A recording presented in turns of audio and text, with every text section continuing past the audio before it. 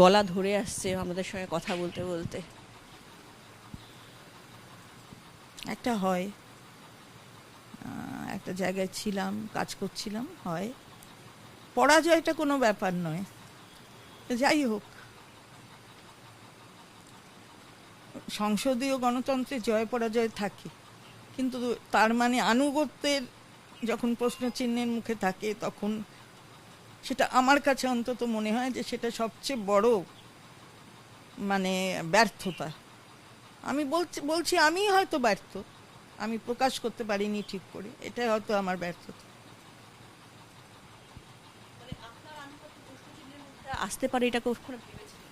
কখনো ভাবিনি, কখনো ভাবিনি, তাই রোজ যেতাম। হঠাৎ মনে হলো যে আমি কার হাতে তুলে দিচ্ছি, আমি কেন তুলে দিতে যাব?